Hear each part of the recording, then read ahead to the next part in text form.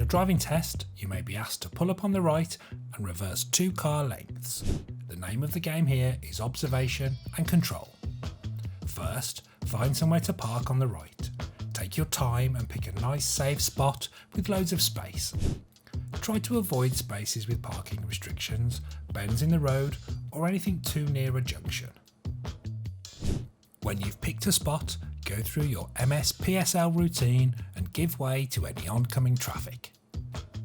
When it's safe to go, drive in at a shallow angle and stop parallel to the curb. Pop the handbrake on and put the car in neutral. Now put the car in reverse and check all around the vehicle, including a look over your shoulder into the road to check your blind spot.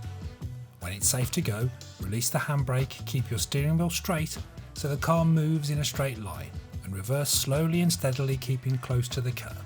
When you've reversed 2 car lengths, stop, apply the handbrake and put it in neutral. On your test, the examiner will then tell you to rejoin traffic. Apply your MSPSL routine and check that it's safe to pull out. When you're clear to go, move away, rejoin your original lane and straighten up.